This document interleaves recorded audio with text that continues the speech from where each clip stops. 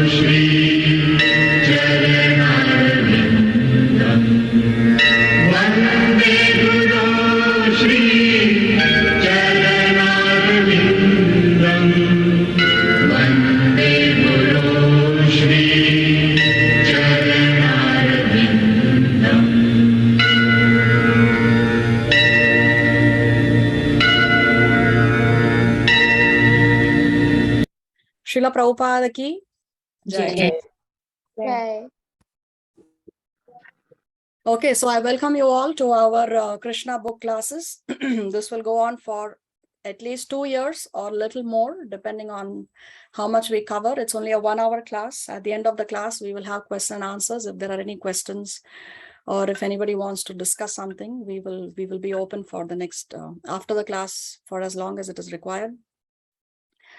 And actually today is a very, very auspicious day. Today is Bhadra Purnima in this part of the world. And the Bhagavatam states that if on Bhadra Purnima, one gives the Srimad Bhagavatam as a gift, then he will attain the supreme transcendental destination.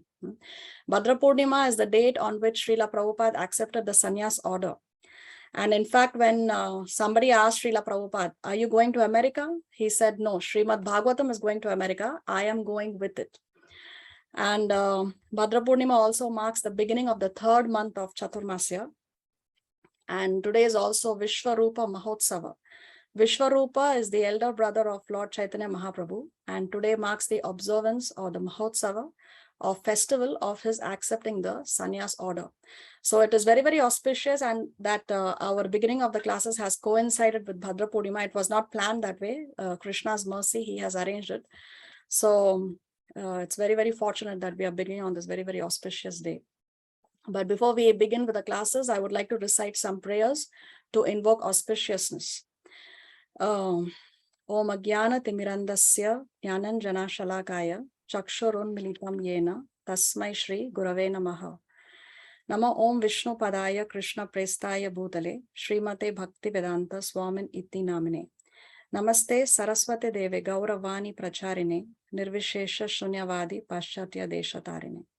Vancha Kalpa Taruvyascha Kripa Sindhu Vyaevacha Patitanam Pavanebhyo Vaishnavebhyo Namo Namaha. Jai Shri Krishna Chaitanya Prabhu Nityananda Shri Advaita Gadadhar Shrivasadi Gaura Bhakta Vrinda. Hare Krishna, Krishna Krishna, Hare Hare, Hare Rama, Rama Rama, Hare Hare. Okay, let me share the screen. Can you all see? Yes, Mataji. Okay, so let's discuss a little bit about what we are going to, about the book itself, which we are going to be for the next 2 years or a little more than that. This book is the Krishna book, and Krishna book is nothing but the summary of the 10th canto of the Srimad Bhagavatam. So this book contains the pastimes of Lord Shri Krishna, the glorious pastimes. Krishna actually is Leela Purushottam. Leela Purushottam because the pastimes and the Leelas that were shown by Krishna when he was on this planet is unparalleled. Every incarnation, when they descend, they come with a particular purpose.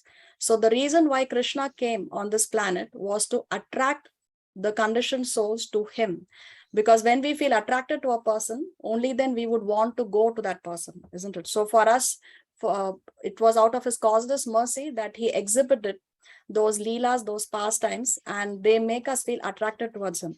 So this 10th canto of the Srimad Bhagavatam gives us all his pastimes, beginning from his appearance, which we will be seeing during the course of our study. And a summary of the 10th canto of the Bhagavatam is the Krishna book, which Srila Prabhupada got it published separately. So this is what we are going to see. As we discussed, Lord Krishna is Leela Purushottam. Lord Ramachandra is what Purushottam? Who can say? Maryada Purushottam. Maryada Purushottam Ram. Yes. So like that, every incarnation has a particular purpose. Okay, so where does all Vedic knowledge come from? How did it all begin? So at the dawn of creation, Krishna transmitted or passed down the Vedic knowledge to his to the first created living entity of the universe, which is Lord Brahma. So Lord Brahma received all transcendental knowledge via the flute vibration, via the sound vibration of Krishna's flute at the dawn of creation. If you read the Srimad Bhagavatam, the very first canto of the first verse of the first chapter of the first canto says, Brahma Rida Ya Adi Kavaye. So Lord Krishna expanded perfect knowledge into the heart of Lord Brahma.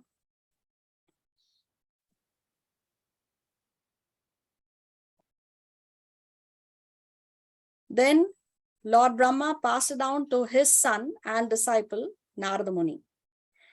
Narada Muni then gave it to his disciple, Srila Vyasadeva. So like this, Vedic knowledge is passed down from guru to disciple in disciplic succession or guru parampara. Now, previously in the previous ages, in the Satya Yuga, Treta Yuga, and Dwapara Yuga, this knowledge was passed down only orally. Things were not written down, not because they did not have the technology, but because the people, their memory was so sharp that once they hear something from the spiritual master, they would remember it for the rest of their lives. So there was no need for things to be written down. And the danger there is when things are written down is that somebody who is unqualified may take that knowledge, read it, and he may misuse that knowledge, or he may not transmit the knowledge as it is because he was not qualified to receive it. So to avoid that, it was not written down and it was not required. But in the Kali Yuga, there are 8 things that are diminishing according to what Sukadeva Goswami has stated in the Srimad Bhagavatam. What are the 8 things that are diminishing in Kali Yuga? He says, Dharma, Satyam, Shaucham, Shama, Daya, Ayur, Balam, and Smriti. What are these? Religion, truthfulness, cleanliness, tolerance, mercy, duration of life, physical strength, and memory will all diminish day by day because of the powerful influence of the age of Kali. So as Kali advances more and more, then these things will be diminishing more and more. So we have practical experience of this, how our ancestors, they lived a longer life, they lived a healthier life, they had sharper memories, they had more physical strength, they were more religious, more truthful, they were more clean internally, externally, they were more tolerant. But now we see that with every generation, these things are reducing. Especially because memory is reducing, and now the students cannot remember what the teacher teaches them, and we need to read and reread several times to remember something. Therefore, for the benefit of the people of Kali Yuga, for our benefit, what Srila Vyasadeva did was, he wrote the scriptures on palm leaves. And in some ancient temples in India, even now, if you go, some manuscripts are still stored on palm leaves. So Srila Vyasadeva has composed all Vedic literature. What are the things that he wrote? The Vedas, Upanishads, Puranas, Vedanta Sutras, and Mahabharata. How many Vedas do we have? 4. 4 Vedas. What are they? Rig Veda, Yajur Veda, Sama Veda, and Samved, Atharvaved. Yes, very nice. Then Upanishads. How many Upanishads do we have? 108. 108 One. Upanishads. Puranas, how many Puranas? 12. 18. 18 Puranas. So we have 18 Mahapuranas, and we also have 18 Upapuranas. So Mahapuranas are the most prominent, and a little less prominent than the Mahapuranas are the Upapuranas, which are also 18. And then we also have Sthala Puranas. The word Sthal means place. So Sthala Puranas, they glorify a particular place or a particular site. So they are the Sthala Puranas. Then he composed the Vedanta Sutras. Vedanta, Anta means end, and Veda means the Vedas. So Vedanta Sutras are the conclusion of all Vedic knowledge. But the Vedanta Sutras are composed in code format, sutras. So it is like a lot of information is condensed and given in code language. So therefore, to understand Vedanta Sutras, one requires a lot of educational qualification. And not everyone can understand the Vedanta Sutras, especially Kali Yuga brains. It's very, very hard to understand. So therefore, what Vyasadeva did was he wrote a commentary on the Vedanta Sutras, and that commentary is nothing but the Srimad Bhagavatam. The Srimad Bhagavatam is the 18th Purana, which Vyasadeva composed in his extreme old age. It was also his last composition. He also composed the Mahabharata Itihasa, and of which the Bhagavad-Gita is a portion.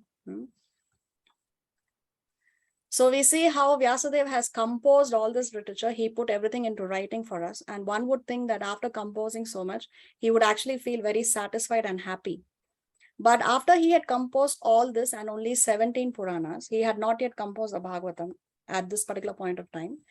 He was feeling unhappy and dissatisfied. And just as how a true disciple must do, he consulted with his spiritual master, Narada Muni. Why is it that I'm not feeling happy? Why is it that I'm not feeling satisfied? And then upon the advice of his spiritual master, Narada Muni, he composed his final masterpiece, which is the Srimad Bhagavatam.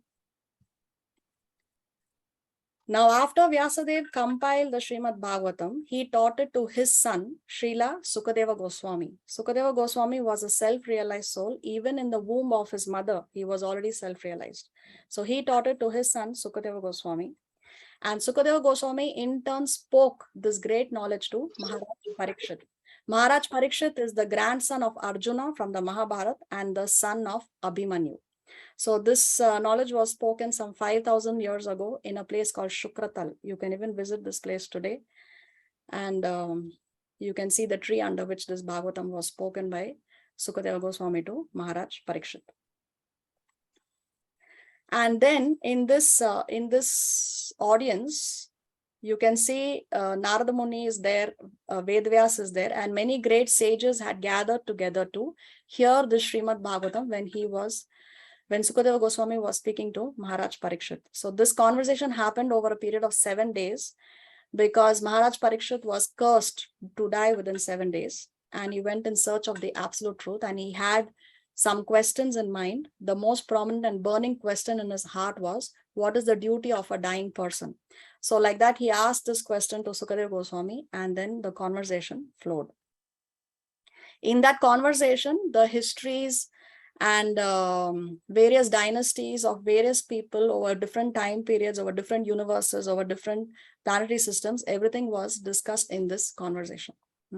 And one of the members here seated was Sutta Goswami. And therefore, Sutta Goswami in turn spoke this Srimad Bhagavatam to the sages of Naimisharanya.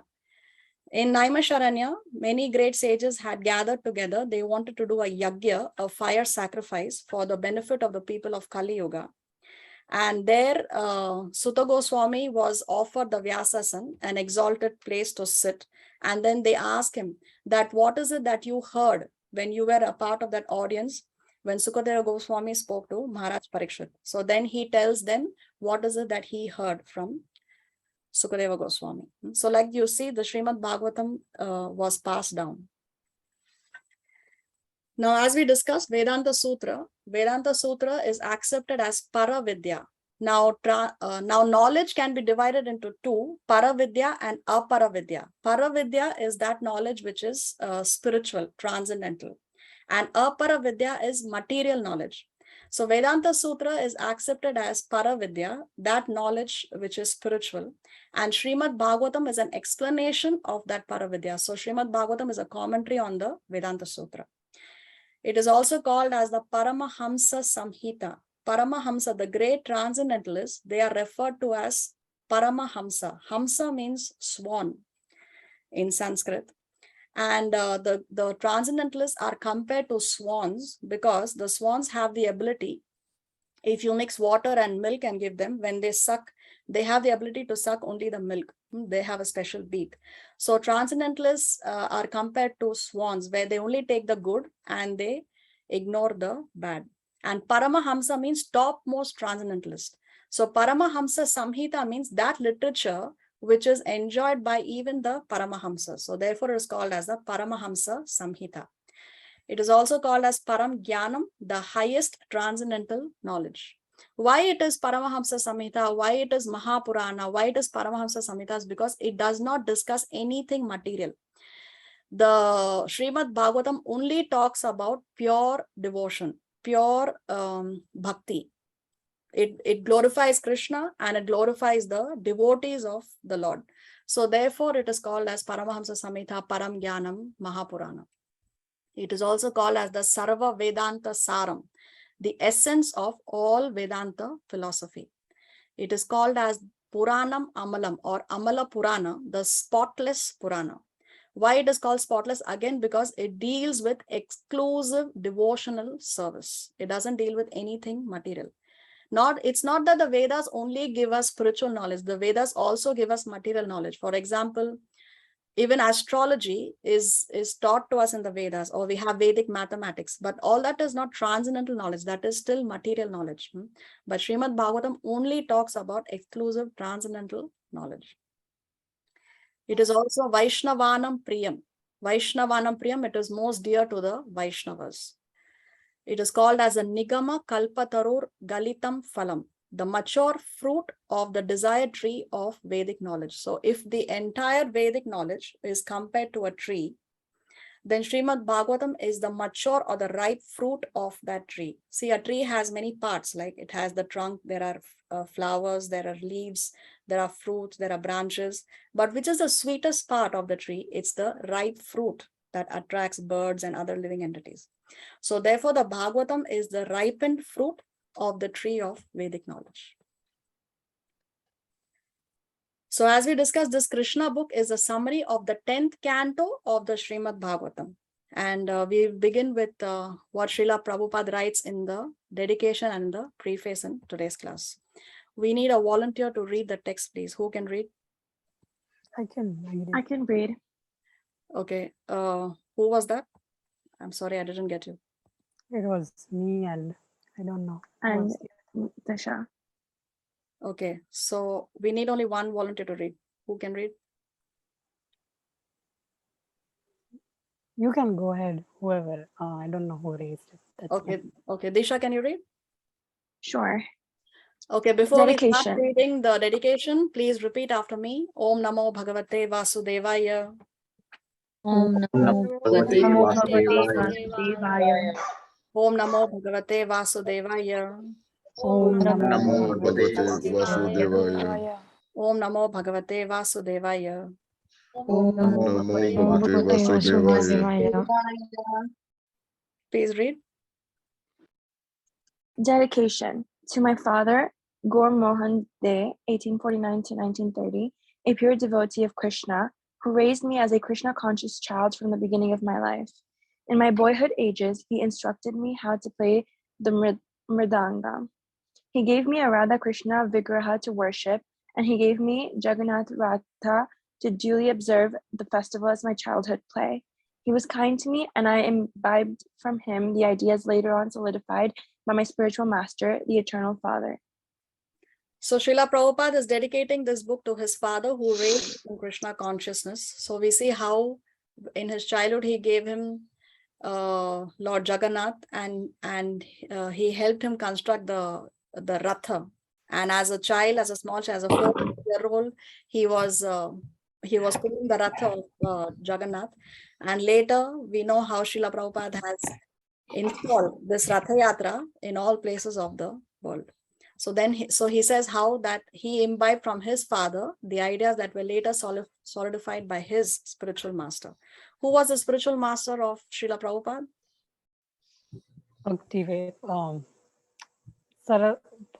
Vinod Thakur. No.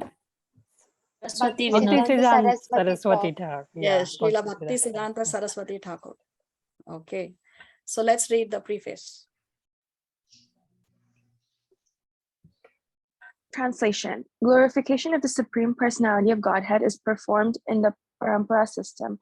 That is, it is conveyed from the spiritual master to discipline. Such glorification is relished by those no longer interested in the false, temporary glorification of this cosmic manifestation. Descriptions of the Lord are the right medicine for the conditioned soul undergoing repeated birth and death.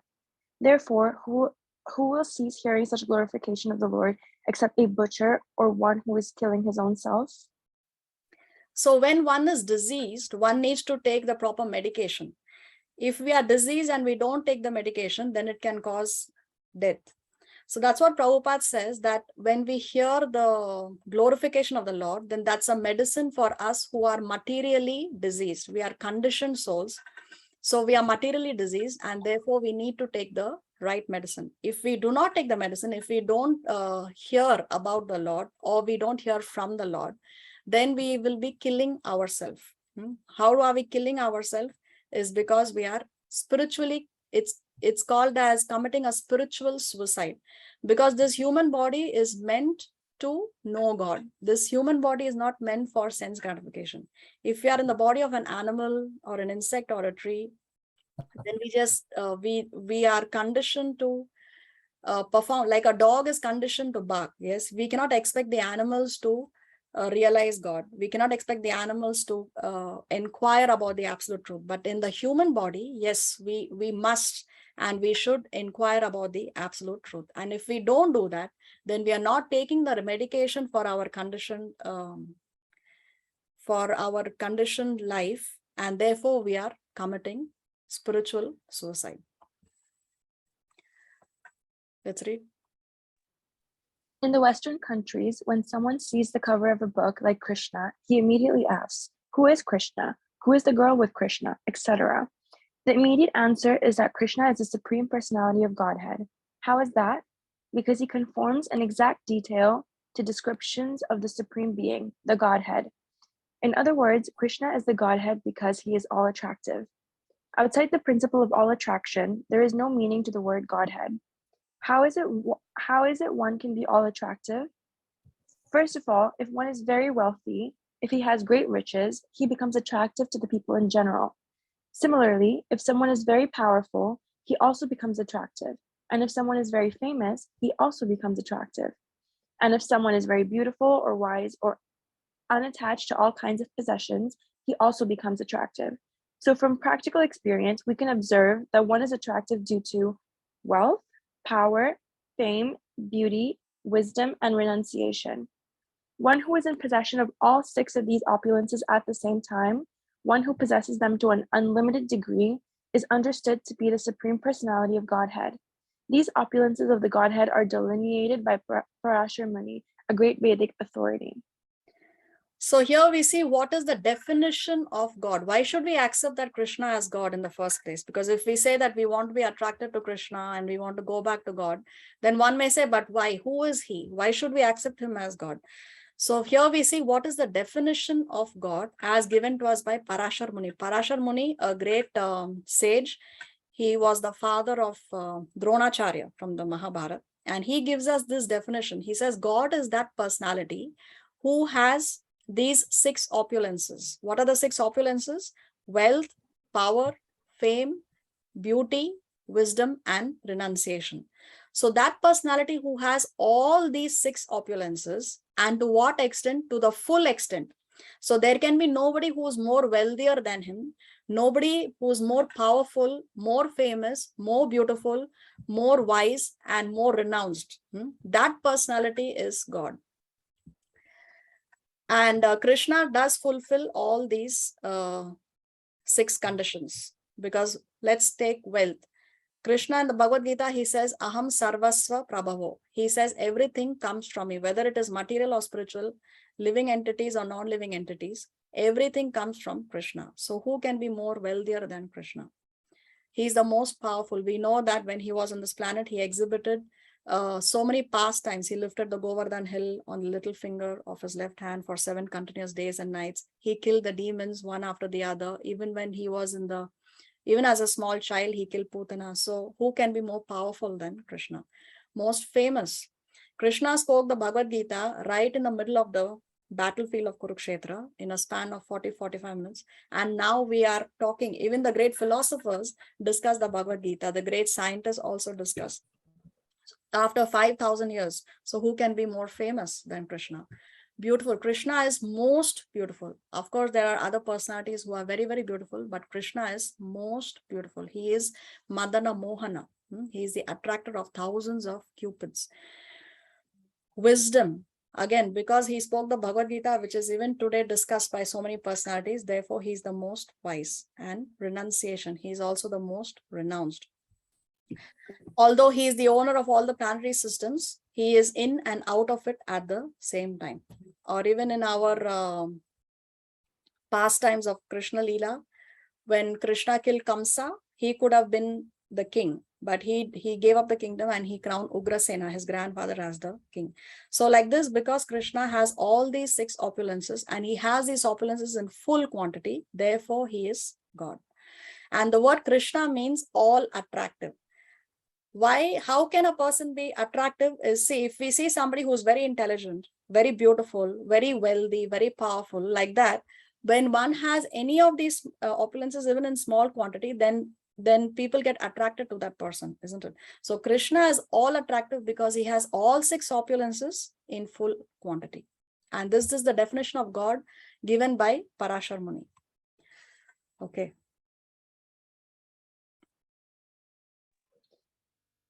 We have seen many rich persons, many powerful persons, many famous persons, many beautiful persons, many learned and scholarly persons, and persons in the renounced order of life unattached to material possessions. But we have never seen any one person who was unlimitedly and simultaneously wealthy, powerful, famous, beautiful, wise, and unattached like Krishna in the history of humanity. Krishna, the Supreme Personality of Godhead, is a historical person who appeared on this earth 5,000 years ago. He stayed on this earth for 125 years and played exactly like a human being, but his activities were unparalleled. From the very moment of his appearance to the moment of his disappearance, every one of his activities is unparalleled in the history of the world, and therefore anyone who knows what we mean by Godhead will accept Krishna as the Supreme Personality of Godhead. No one is equal to the Godhead, and no one is greater than him. That is the import of the familiar saying, God is great. So Krishna has his opulences unlimitedly and also simultaneously. So one may say that, oh yes, some so-and-so is the wealthiest man on the planet. But is the wealthiest man also the most powerful? And is he also the most famous? Is he also the most beautiful? Also the most intelligent? Also the most renounced? No. So he simultaneously and unlimitedly possesses these 6 opulences. And here, this is another important thing. Krishna played exactly like a human being. He played like a human being. So it's a Leela. It does not mean that because he has the body of a baby, it doesn't mean that he's a baby. He is still the Supreme Personality of Godhead. And no one is greater than him. No one is equal to him. Therefore, God is great. And because God is great, we are not great. And therefore, we have to worship him. Therefore, we have to surrender unto him.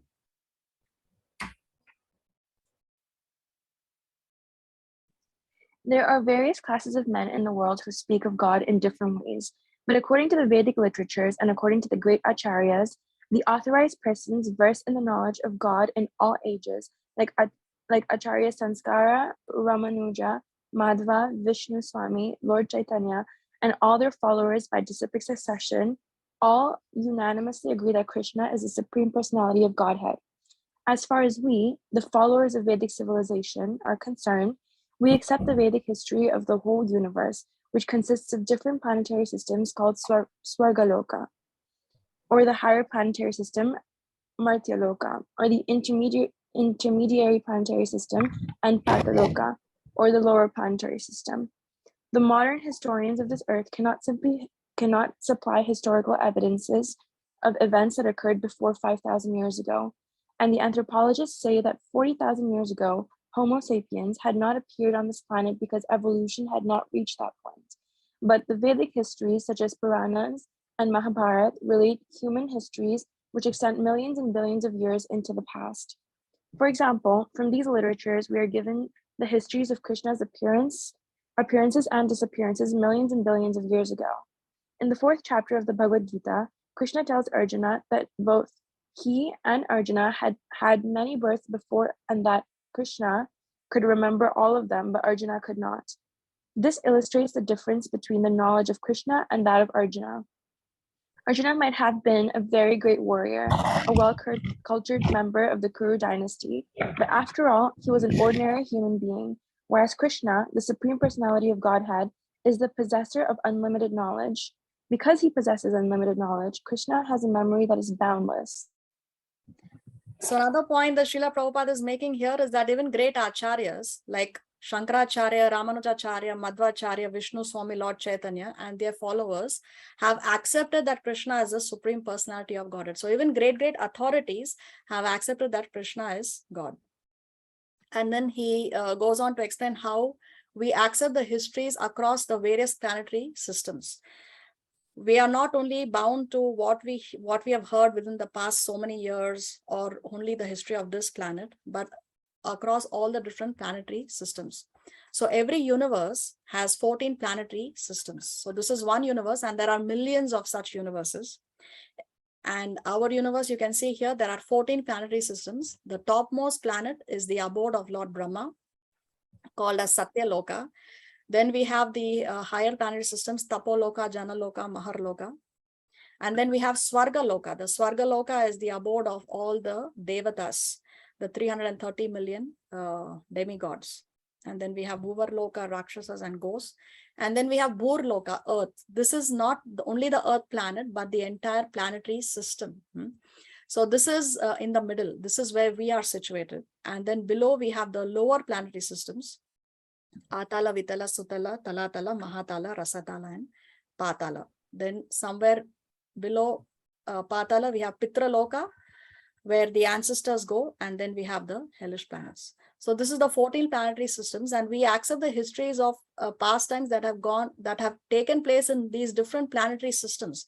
The Bhagavatam gives us histories of everything that has happened in the different planetary systems, not only planet Earth.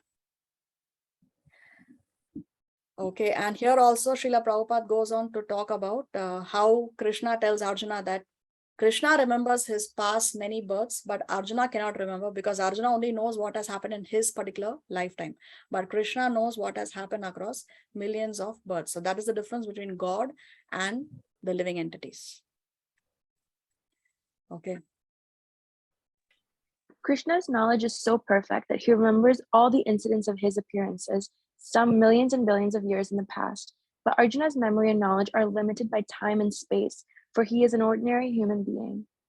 In the 4th chapter, Krishna states that he can remember instructing the lessons of the Bhagavad-Gita some millions of years ago to the sun god Vivasvan. Nowadays, it is the fashion of the atheistic class of men to try to become God by following some mystic process. Generally, the atheists claim to be God by dint of their imagination or their meditational prowess. Krishna is not that kind of God. He does not become God by manufacturing some mystic process of meditation, nor does he become God by undergoing the severe austerities of the mystic yogic process. Properly speaking, he never becomes God because he is the Godhead in all circumstances. Okay, so we see how Bhagavad-Gita was re-spoken to Arjuna. Arjuna is not the first recipient of this knowledge of the Bhagavad-Gita. Originally, it was spoken to the sun god called Vivashvan several millions of years ago, as Krishna himself states in the 4th chapter of the Bhagavad-Gita. And then Prabhupada explains how nobody can become God.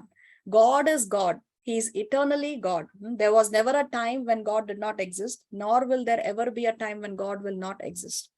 Nobody can become God by mystic powers. Now, what happens is when somebody follows the yogic process, and one is strictly controlling his senses, over a period of time, what happens is he can develop some mystic powers. In fact, there are 8 Ashtasiddhis or 8 superpowers that are mentioned in the Vedas. And when one is performing Dhyana Yoga, then one can get these Ashtasiddhis, one can get these mystic powers. But that doesn't mean that one has become God. One may have some mystic powers, but that doesn't mean that he will become God. God, no one can become God, is what Prabhupada is saying. So just for your information, I have a list here of the 8 Ashtasiddhis. Let's read. Ashtasiddhis, 8 superpowers mentioned in the Vedas. Anima, ability to shrink one's body size, even to the size of an atom.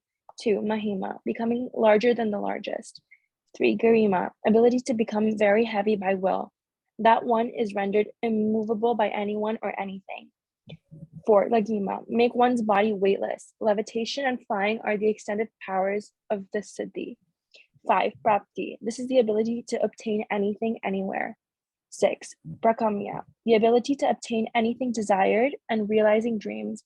It is also the powers that enables one to live in water and the power to enter the body of another person. 7.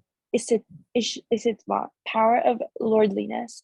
This siddhi is about power of absolute lordship over the entire creation, to act freely to create something wonderful or to annihilate anything at will.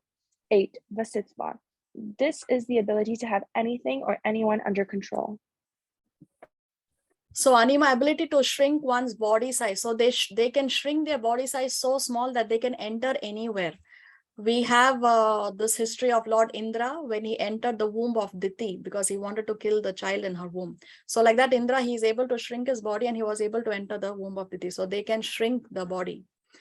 Mahima, becoming larger than the largest. We know how Vamanadev, for example, he expanded his body so large when he wanted to take the 3 steps, as Bali Maharaj promised him to give him 3 steps of land. Garima, ability to become very heavy. And an example is when Trinavarta, the wind demon, came to kill Krishna and he carried him. Then Krishna became so heavy that he had to put him down. He was not able to carry him anymore. Krishna was only a baby, but he made himself so heavy that he had to put him down. Then Lagima, making the body weightless. So this is the reason why they can go to different planetary systems. They can fly. They can go from one place to the other. They don't need a spaceship to go to the moon, for example. They can go anywhere. They can make their body weightless.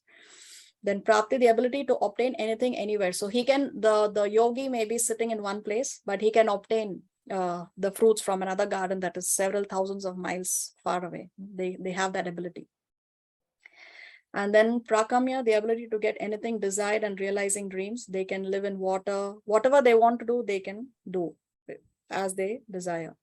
Then Ishitva, the power of lordliness. So the ability to create something. They can even create planets. A very, very powerful Siddha can even create a planet and even destroy a planet. And Vashitva, the ability to bring anything or anyone under control. This is something like hypnotism. They can bring anyone under control and make them do whatever they want. So these are the Ashtasiddhis. But again, the bottom line is, these Ashtasiddhis do not make a person God. And what happens is when somebody is engaged in this yogic process, they get, see, the goal is not to get these Ashtasiddhis of a yogi. He wants to realize God. He's raising his consciousness from the lower chakra to the higher chakra, and they keep their consciousness in the middle of their eyebrows, here in the forehead. And finally, when death comes, then the soul leaves from the top of the head. The head explodes. But when they are doing this, they get these Ashtasiddhis as a side benefit. And what happens, unfortunately, is they get some of them may get distracted by these Ashtasiddhis, and then they misuse the powers. And then they say, oh, okay, I am God, you have to worship me. And then there is greed, they want money, they have followers. So this is what happens. Because they get these Ashtasiddhis as a side benefit, some of them may misuse it, and then they lose the focus from what was their original goal. Okay, let's continue with the preface. Within the prison of his maternal uncle Kamsa, where his father and mother were confined, Krishna appeared outside his mother's body as the four-handed Vishnu Narayana. Then he turned himself into a baby and told his father to carry him to the house of Nanda Maharaj and his wife Yashoda. When Krishna was just a small baby, the gigantic demoness Putana attempted to kill him. But when he sucked her breast, he pulled out her life. That is the difference between the real Godhead and a God manufactured in the mystic factory. Krishna had no chance to practice the mystic yoga process, yet he manifested himself as the Supreme Personality of Godhead at every step, from infancy to childhood, from childhood to boyhood, and from boyhood to young manhood. In this book, Krishna, all of his activities as a human being are described. Although Krishna plays like a human being, he always maintains his identity as the Supreme Personality of Godhead. So when Krishna appeared in the jail of Kamsa, he first appeared in the four-handed Vishnu form, and then only he took the form of a small baby. So even though Krishna has the body of a small baby, still he is the Supreme Personality of Godhead. It's not that Krishna has done some kind of yoga process and now he has developed Ashtasiddhis. No, Krishna from the very beginning itself, he is Yogeshwar. He is the master of all mystic power. Arjuna refers to him as Yogeshwar in the Bhagavad-Gita, and Sanjay refers to him as Maha-Yogeshwar. So he is the master of all mystic power. It's not that he has developed these mystic powers after practicing some yogic process. Next. Since Krishna is all attractive, one should know that all his desires should be focused on Krishna. In the Bhagavad-Gita, it is said that the individual person is the proprietor or master of his own body, but that Krishna, who is the super soul present in everyone's heart, is the supreme proprietor and supreme master of each and every individual body. As such, if we concentrate our loving propensities upon Krishna only, then immediately universal love, unity, and tranquility will be automatically realized. When one waters the root of a tree, he automatically waters the branches, twigs, leaves, and flowers. When one supplies food to the stomach through the mouth, he satisfies all the various parts of the body. The art of focusing one's attention on the Supreme and giving one's love to him is called Krishna Consciousness. We have inaugurated the Krishna Consciousness movement so that everyone can satisfy his propensity for loving others simply by directing his love towards Krishna. The whole world is very eager to satisfy the dormant propensity of love for others, but the various invented methods like socialism, communism, altruism, humanitarianism, and nationalism, along with whatever else may be manufactured for the peace and prosperity of the world, are all useless and frustrating because of our gross ignorance of the art of loving Krishna. Generally, people think that by advancing the cause of moral principles and religious right, they will be happy. Others may think that happiness can be achieved by economic development, and yet others think that simply by sense gratification, they will be happy. But the real fact is that people can be happy only by loving Krishna. So this example that when one waters the root of the tree, then automatically one waters the other parts of the tree. This example we also see in the Bhagavad-Gita. And Prabhupada explains that how we cannot have material solutions to material problems. Now we have poverty and unemployment and so many other issues around the world, right? Exploitation. But we cannot have material solutions to material problems. So socialism, communism, altruism, humanitarianism, nationalism, or any ism actually is not the solution to our problems. Because we are spirit souls, we are spiritual. Unless we don't connect to spirituality, we will not be happy, we will not be satisfied. So we need to find spiritual solutions to material problems. We across the globe, there are several organizations which are working against poverty, unemployment. There are so many orphanages, there are so many old age homes, and we have the United Nations that is trying to establish peace. So many organizations are working, but have the problems reduced over time? or have the problems only increased. The problems have only increased, right? The suicide rates are only increasing day by day. So we cannot have material solutions to material problems. We need spiritual solutions. And how can we be happy? How can we be satisfied? Is only when we connect, because we are spirit souls, when we connect to spirituality, that's what will make us happy. That's the reason why when we engage in devotional service, we feel very happy and satisfied.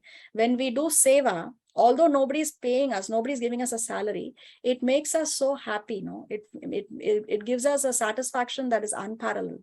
Why? Because we are connecting to spirituality. Next. Krishna can perfectly reciprocate one's loving propensities in different relationships called mellows or rasas. Basically, there are 12 loving relationships. One can love Krishna as the supreme unknown, as the supreme master, the supreme friend, the supreme child, the supreme lover. These are the 5 basic love rasas. One can also love Krishna indirectly in 7 different relationships, which are apparently different from the 5 primary relationships. All in all, however, if one simply reposes his dormant loving propensity in Krishna, then his life becomes successful. This is not a fiction, but is a fact that can be realized by practical application. One can directly perceive the effects that love for Krishna has on his life. In the 9th chapter of the Bhagavad-Gita, this science of Krishna consciousness is called the king of all knowledge, the king of all confidential things, and the supreme science of transcendental realization. Yet we can directly experience the results of the science of Krishna consciousness because it is very easy to practice and is very pleasurable. Whatever percentage of Krishna consciousness we can perform will become an eternal asset to our life, for it is imperishable in all circumstances. It has now been actually proved that today's confused and frustrated younger generation in the Western countries can directly perceive the result of channeling the love propensity towards Krishna alone. So these rasas or mellows or loving relationships that each living entity has with Krishna, we'll discuss here. So there are 5 principal mellows: Shanta Rasa, Dasya Rasa, Sakhya Rasa, Vatsalya Rasa, and Madhurya Rasa. In Shanta Rasa, we adore the Lord.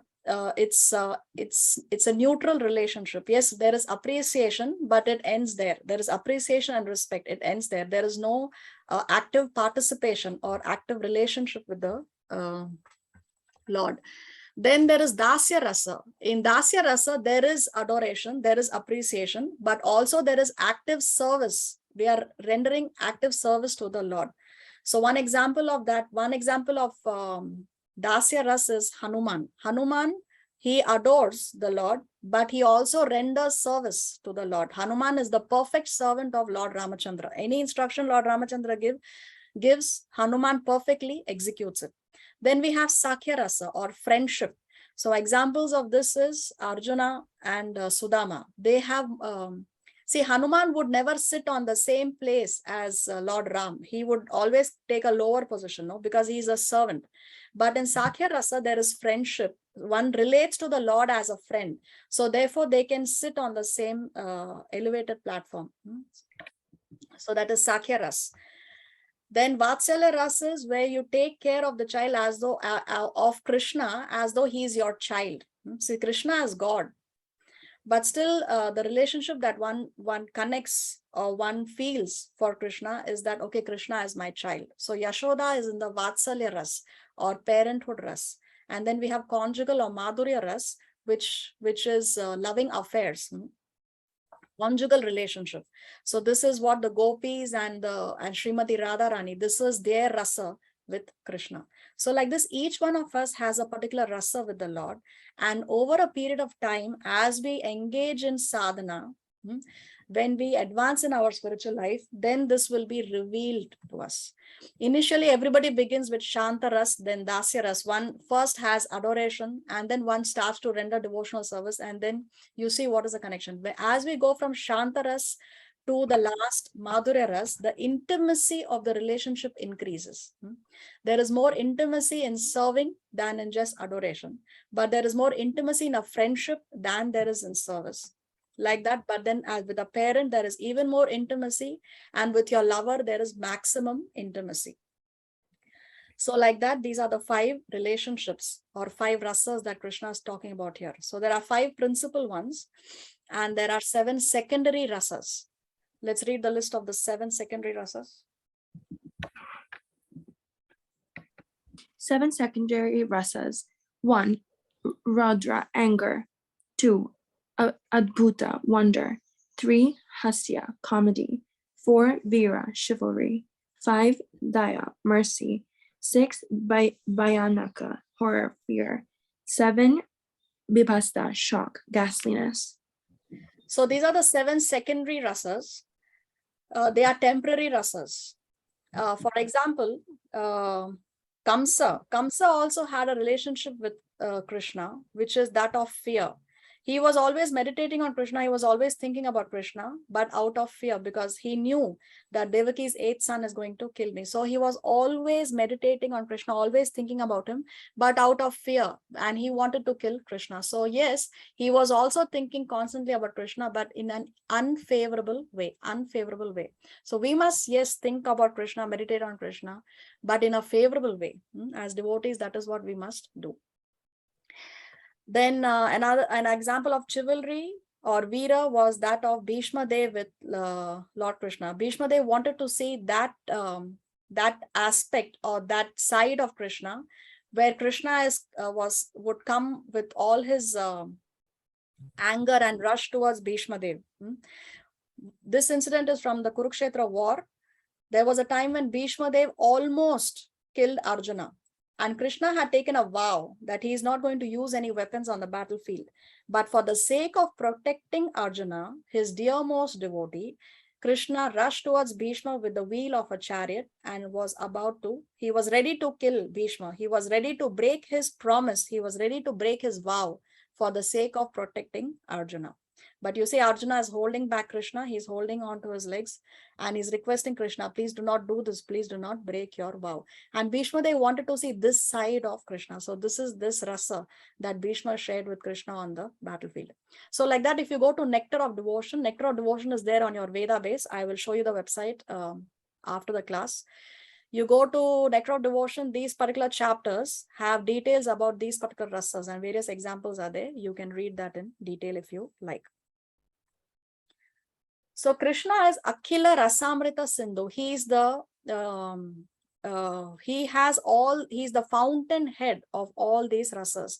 Therefore, he is called as Akhila Rasamrita Sindhu. Let's read this.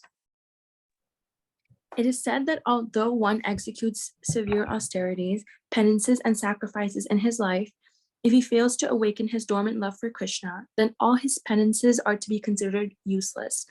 On the other hand, if one has awakened his dormant love for Krishna, then what is the use in executing austerities and penances unnecessarily? The Krishna Consciousness movement is a unique gift of Lord Chaitanya to the fallen souls of this age. It is a very simple method which has actually been carried out during the last 4 years in the Western countries, and there is no doubt that this movement can satisfy the dormant loving propensities of humanity. This book, Krishna, is another presentation to help the Krishna Consciousness movement in the Western world. This transcendental literature is published with profuse illustrations. People love to read various kinds of fiction to spend their time and energy. Now, this tendency can be directed toward Krishna. The result will be the imperishable satisfaction of the soul, both individually and collectively. So Prabhupada wrote this book 4 years after he had traveled to America. And if you have the book, you can see there are various illustrations which are very, very attractive and very nice to see. But if you don't have the book, physical book, then it's available on your Veda base, which we will see again at the end of the class. Let's continue. It is said in the Bhagavad-Gita that even a little effort expended on the path of Krishna consciousness can save one from the greatest danger. Hundreds of thousands of examples can be cited of people who have escaped the greatest dangers of life due to a slight advancement in Krishna consciousness. We therefore request everyone to take advantage of this great transcendental literature. One will find that by reading one page after another, an immense treasure of knowledge in art, science, literature, philosophy, and religion will be revealed. And ultimately, by reading this one book, Krishna, love of Godhead will fructify. My grateful acknowledgement is due to Sriman George Harrison, now chanting Hare Krishna, for his liberal contribution of $19,000 to meet the entire cost of printing this volume. May Krishna bestow upon this nice boy further advancement in Krishna consciousness. So because one will find that by reading one page after another, an immense treasure of knowledge in art, science, literature, philosophy, and religion will be revealed. And ultimately, by reading this one book, Krishna, love of Godhead will fructify. Therefore, I request you all to please stay with us till we finish the course, and you will see the results for yourself. Prabhupada also acknowledges the $19,000 that George Harrison contributed for the printing of this volume. George Harrison from the Beatles also was chanting Hare Krishna, and he was a very, very sincere follower of Srila Prabhupada.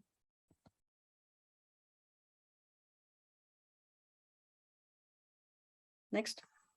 And at last, my ever-willing blessings are bestowed upon Sriman Sham Sundara Dasa Adhikari, Sriman Brahmananda Dasa Brahmachari, Sriman Hayagriva Dasa Adhikari, Sriman Satsvarupa Dasa Adhikari, Srimati Devahuti Devi Dasi, Srimati Jadurani Devi Dasi, Sriman Muralidhara Dasa Brahmachari, Sriman Bharadwaja Dasa Adhikari, and Sriman Pradyumna Dasa Adhikari, etc., for their hard labor in different ways to make this publication a great success. Hare Krishna, A.C. Bhaktivedanta Swami. Advent Day of Srila Bhakti Siddhanta Saraswati, February 26, 1970, ISKCON Headquarters, LA. Okay, so he's also acknowledging his disciples who have in somehow or the other contributed to this book. For example, Jadurani Devidasi is the one who has painted whatever illustrations you see in the book by Jadurani Devidasi. She was very, very good at painting the pastimes of Krishna. So this was in 1970, 4 years after Prabhupada traveled to America. We'll stop here. In the next class, we will see the introduction that Prabhupada has written, and then we will begin with chapter number 1, Krishna so permits. Srila Prabhupada ki Jai. Jai.